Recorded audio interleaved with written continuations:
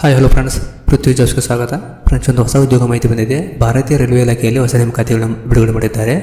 RRB railway ನೇಮಕಾತಿ 2024. ಇಲ್ಲಿ 10ನೇ ತರಗತಿ ITI ಡಿಪ್ಲೊಮಾ ಪಾಸ್ ಆದವರಿಗೆ ಅಸಿಸ್ಟೆಂಟ್ ಲೋಕೋ ಪೈಲಟ್ ಹುದ್ದೆ ಅರ್ಜಿಗಳಿದ್ದಾರೆ.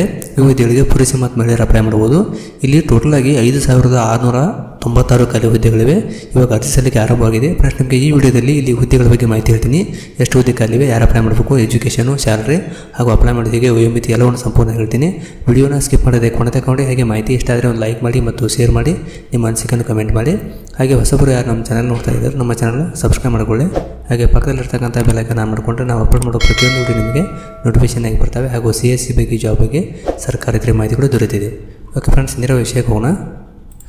ನೋಡಿ ಫ್ರೆಂಡ್ಸ್, ಇದು ಆಫೀಸ್ಗಳ ಮತ್ತು ನೋಟಿಫಿಕೇಶನ್ ಆಗಿರುತ್ತದೆ. Government of India, minister of railways ಅಂತ ಕೊಟ್ಟಿದ್ದಾರೆ. ಇಲ್ಲಿ ರೈಲ್ವೆ ರಿಕ್ರೂಟ್ಮೆಂಟ್ ಬೋರ್ಡ್ ಅಂತ ಕೊಟ್ಟಿದ್ದಾರೆ, RRB ಆಗಿರುತ್ತಿದ್ದು. ಇಲ್ಲಿ ಎಂಪ್ಲಾಯ್ಮೆಂಟ್ ನೋಟಿಸ್ ಅಂತ ಕೊಟ್ಟಿದ್ದಾರೆ. Recruitment assistant loco pilot ALP ಅಂತ ಕೊಟ್ಟಿದ್ದಾರೆ. ಅಸಿಸ್ಟೆಂಟ್ ಲೋಕೋ ಪೈಲಟ್ ಹುದ್ದೆಗಳಾಗಿವೆ. ಇಲ್ಲಿ application are invited the eligible candidate ಅಂತ ಕೊಟ್ಟಿದ್ದಾರೆ. 19/2/2024 ಅಂತ ಕೊಟ್ಟಿದ್ದಾರೆ ಲಾಸ್ಟ್ ಡೇಟು. ಇಟ್ಲಿಗೆ ಅರ್ಜಿ ಸಲ್ಲಿಸಬೇಕು. ಆನ್ಲೈನ್ ಮೂಲಕ, ಓನ್ಲಿ ಆನ್ಲೈನ್ ಮೂಲಕ ಕೊಟ್ಟಿದ್ದಾರೆ. CN ಅಂತ ಕೊಟ್ಟಿದ್ದಾರೆ. ಇಲ್ಲಿ ಇಂಪಾರ್ಟೆಂಟ್ ಡೇಟ್ ಕೊಟ್ಟಿದ್ದಾರೆ.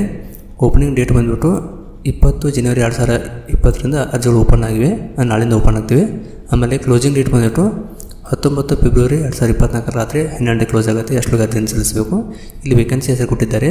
ಪೋಸ್ಟ್ ನೇಮ್ ಬಂದುಬಿಟ್ಟು ಅಸಿಸ್ಟೆಂಟ್ ಲೋಕೋ ಪೈಲಟ್ ಆಗಿರುತ್ತದೆ. ಪೇ ಲೆವೆಲ್ ಬಂದುಬಿಟ್ಟು CPC 7th ಅಂತ 2 ಅಂತ ಕೊಟ್ಟಿದ್ದಾರೆ. ಇನ್ಷಿಯಲ್ ಪೇಮೆಂಟು 19,900 ಕೊಟ್ಟಿದ್ದಾರೆ. ಮೆಡಿಕಲ್ ಸ್ಟ್ಯಾಂಡರ್ಡ್ A1 ಅಂತ ಕೊಟ್ಟಿದ್ದಾರೆ. ಏಜ್ ಬಂದುಬಿಟ್ಟು 18ರಿಂದ 30 ವರ್ಷ ಆಗಿರಬೇಕು. ಅಂದರೆ 1/7/2024 ಅಂತ ಕೊಟ್ಟಿದ್ದಾರೆ.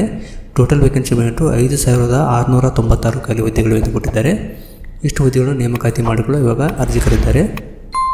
ಇಲ್ಲಿ ಏಜ್ ಕೊಟ್ಟಿದ್ದಾರೆ 1/7/2024 for details please refer CN notification ನೋಡ್ಕೋಬೇಕು ಕೊಟ್ಟಿದ್ದಾರೆ. ಇಲ್ಲಿ ಇನ್ನೇ ಸ್ಟ್ಯಾಂಡರ್ಡ್ ಫಿಸಿಕಲ್ ಬಂದುಬಿಟ್ಟು ಫಿಟ್ನೆಸ್ ಬಗ್ಗೆ ಕೊಟ್ಟಿದ್ದಾರೆ.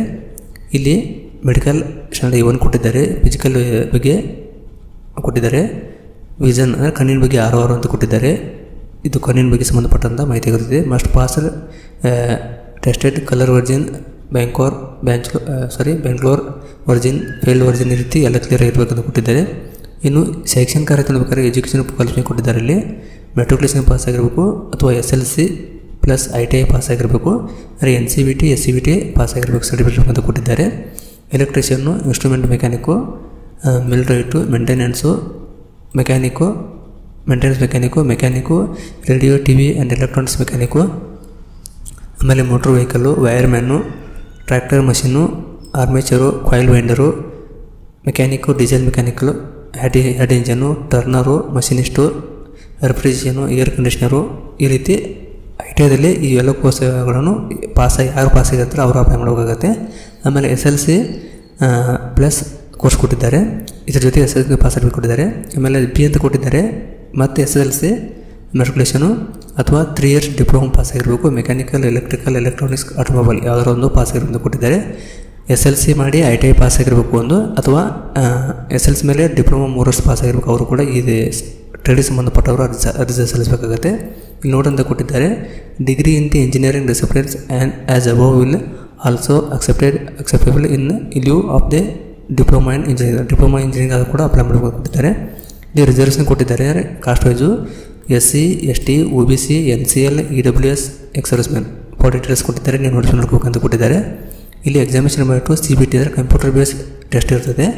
ಎಕ್ಸಾಮಿನೇಷನ್ ಫೀಸ್ ಬಂದುಬಿಟ್ಟು ಫಾರ್ ಆಲ್ ಕ್ಯಾಂಡಿಡೇಟ್ ಎಲ್ಲರಿಗೂ 500 ರೂಪಾಯಿ ಶುಲ್ಕ ಇರುತ್ತದೆ. ಇಲ್ಲಿ for candidate to belong SC ST ex servicemen female ಇವರಿಗೆ 250 ರೂಪಾಯಿ ಶುಲ್ಕ ಇರುತ್ತದೆ ಎಕ್ಸಾಮ್ಗೆ. ಅವರು ನಿಮ್ಮದು ಕಾಸ್ಟ್ ವೈಸ್ ನೋಡ್ಕೊಂಡು ಅರ್ಜಿ ಸಲ್ಲಿಸಬೇಕಾಗತ್ತೆ, ಫೀಸು ಪೇ ಮಾಡಬೇಕಾಗತ್ತೆ. ಇಲ್ಲಿ ಫಾರ್ ಡೀಟೇಲ್ಸ್ ಅಂತ ಕೊಟ್ಟರೆ ನೀವು ನೋಡ್ಕೋಬೋದು ಅದನ್ನ. ಇಲ್ಲಿ ರಿಕ್ರೂಟ್ಮೆಂಟ್ ಪ್ರೊಸೆಸ್ ಕೊಟ್ಟಿದ್ದಾರೆ, ಯಾವ ರೀತಿ ಇರುತ್ತೆ ಅಂತ ಪ್ರೊಸೆಸ್ ನೋಡ್ಕೋಬೋದು. ಇಲ್ಲಿ ಹೌ ಟು ಅಪ್ಲೈ ಅಂತ ಕೊಟ್ಟಿದ್ದಾರೆ. ಫಾರ್ ಡೀಟೇಲ್ಸ್ ರೆಫರ್ CN ಅಂತ ಕೊಟ್ಟಿದ್ದಾರೆ, ನೀವು ನೋಡ್ಕೋಬೋದು ಅದನ್ನ. ಇಲ್ಲಿ ವೆಬ್ಸೈಟ್ ಕೊಟ್ಟಿದ್ದಾರೆ. ಎಲ್ಲೆಲ್ಲಿ ವೆಬ್ಸೈಟ್ ಯಾವ್ಯಾವ ಸ್ಟೇಟ್ ವೈಸ್ ಕೊಟ್ಟಿದ್ದಾರೆ. ಅಹಮದಾಬಾದು, ಅಜ್ಮೀರು, ಬೆಂಗಳೂರು. ಇದು ಬೆಂಗಳೂರಿಗೆ ಸಂಬಂಧಪಟ್ಟಂಥ ವೆಬ್ಸೈಟ್ ಆಗಿರೋದು. ನೀವು ಇಲ್ಲಿಂದ ಅಪ್ಲೈ ಮಾಡೋಕ್ಕಾಗುತ್ತೆ. ಅಥವಾ ಬೇರೆ ಸ್ಟೇಟ್ ಮಾಡಿದ್ರೆ ಅಲ್ಲಿಂದ ಕೂಡ ಅಪ್ಲೈ ಮಾಡ್ಬೋದು. ಇವಾಗ ಬೆಂಗಳೂರು ಓಪನ್ ಮಾಡಿ ನೋಡ್ರಿ ಯಾವ ರೀತಿ ಬರುತ್ತೆ ಅಂತ. ಅದಕ್ಕಿಂತ ಮುಂಚೆ ಮಾಹಿತಿ ನೋಡೋಣ. ಇಲ್ಲಿ ಜನರಲ್ ಇನ್ಸ್ಟ್ರಕ್ಷನ್ ಕೊಟ್ಟಿದ್ದಾರೆ. ಎಲ್ಲ ಓದ್ಕೊಳ್ಳೋದು. ಎಲಿಜಿಬಿಲಿಟಿ ಕೊಟ್ಟಿದ್ದಾರೆ. ಎಲಿಜಿಬಿಲಿಟಿ ಯಾವ ರೀತಿ ಅಂದರೆ ಎಲಿಜಿಬಿಲಿಟಿ ಕ್ಯಾಂಡಿಡೇಟ್ ವ್ಯಾಲ್ ಪ್ರೊವಿಷನಲ್ ಬೇಸ್ಡ್ ಡೀಟೇಲ್ಸ್ ಪರ್ಮಿಷನ್ ಆಗುತ್ತೆ. Candidate application candidate must satisfy themselves ಅಂತ ಕೊಟ್ಟಿದ್ದಾರೆ. ಆಮೇಲೆ ನೋಟ್ ಅಂತ ಕೊಟ್ಟಿದ್ದಾರೆ, ಓದ್ಕೊಳ್ಳೋದನ್ನು. ಇಲ್ಲಿ ಕೆಳಗಡೆ ಸಹಿ ಮತ್ತು ಇದೆ. ಇದು ಇವಾಗ PDF ಒಂದೇ ಪೇಜ್ ಬಿಟ್ಟಿದ್ದಾರೆ, ಇನ್ನು ಸಂಪೂರ್ಣ PDF ಬಂದಿಲ್ಲ. ಅಫಿಷಿಯಲ್ ವೆಬ್ಸೈಟ್ ನೀವು ಚೆಕ್ ಮಾಡಿ ನೋಡ್ಕೋಬೋದು. ಇಷ್ಟು ಮಾಹಿತಿ ಬಂದಿದೆ. ಇವಾಗ ಬೆಂಗಳೂರದು ಅಪ್ಲೈ ಮಾಡಿ ನೋಡೋಣ ಯಾವ ರೀತಿ ಬರುತ್ತೆ ಅಂತ. ನೋಡಿ ಫ್ರೆಂಡ್ಸ್, ಇದು ಅಪ್ಲೈ ಮಾಡಿ ಲಿಂಕ್ ಆಗಿದೆ. ನೀವು ವೆಬ್ಸೈಟ್ ಕೊಟ್ಟಿದ್ದಾರಲ್ಲಿ ಅಹಮದಾಬಾದು, ಅಜ್ಮೀರು, ಅಲಹಾಬಾದು, ಬೆಂಗಳೂರು ಐತೆ ಈ ರೀತಿ ಕೊಟ್ಟಿದ್ದಾರೆ. ಇಲ್ಲಿ ಬೆಂಗಳೂರು ಮೇಲೆ ಕ್ಲಿಕ್ ಮಾಡಿ ನಾನು ಆಗಲೇ ಚೆಕ್ ಮಾಡಿದೆ, ಸರಿಯಾಗಿ ಸೈಟ್ ಓಪನ್ ಆಗ್ತಾಯಿಲ್ಲ, ಅದು ಸರ್ವರ್ ಆನ್ ಲೆವೆಲ್ ಒಂದು ಬರ್ತಾ ಇದೆ. ಆದರೆ ನಾಳೆಯಿಂದ ಮೋಸ್ಟ್ಲಿ ಓಪನ್ ಆಗ್ಬೋದಾ, ನಾಳೆಯಿಂದ ನೀವು ಟೈಮ್ ನೋಡಿ. ಬೇರೆ ಸ್ಟೇಟ್ ಓಪನ್ ಮಾಡಿದ್ರೆ ಓಪನ್ ಆಗ್ತಾಯಿದೆ. ನೋಡಿ ಕೋಲ್ಕತ್ತಾ ಮಾಡಿ ನೋಡಿದ್ರೆ ಈ ರೀತಿ ಬರ್ತಾಯಿದೆ, ಓಪನ್ ಆಗ್ತಾಯಿದೆ. ಅದು ಈ ರೀತಿ ಪೇಜ್ ಓಪನ್ ಆಗ್ತಾಯಿದೆ. ಆದರೆ ಬೆಂಗಳೂರದು ಓಪನ್ ಆಗ್ತಾಯಿಲ್ಲ. ನೀವು ನಾಳೆಯಿಂದ ಟ್ರೈ ಮಾಡಿ ನೋಡಿ, ಅಪ್ಲೈ ಮಾಡಿ. ಮೋಸ್ಟ್ಲಿ ಸರ್ವರ್ ಬೀಜ್ ಇರೋದಂಗೆ ಆಗ್ತಾಯಿದೆ ಅನಿಸುತ್ತೆ. ಹೋಗಿ ಅಪ್ಲೈ ಮಾಡ್ಬೋದು. ಓಕೆ ಫ್ರೆಂಡ್ಸ್, ಎಲ್ಲ ಲಿಂಕನ್ನು ವಿಡಿಯೋ ಕೆಳಗಡೆ ಕೊಟ್ಟಿದ್ದೀನಿ. ತಮಗೆ ಈ ಮಾಹಿತಿ ಇಷ್ಟ ಆಗಿದೆ ಅನ್ಕೋತೀನಿ. ದಯವಿಟ್ಟು ಇಷ್ಟ ಆದರೆ ಒಂದು ಲೈಕ್ ಮಾಡಿ ಮತ್ತು ಶೇರ್ ಮಾಡಿ, ನಿಮ್ಮ ಮನಸ್ಸಿಗೆ ಕಮೆಂಟ್ ಮಾಡಿ. ವಿಡಿಯೋ ನೋಡೋದಕ್ಕೆ ತುಂಬ ಧನ್ಯವಾದಗಳು. Thanks for watching. Jai Hind, Jai Karnataka.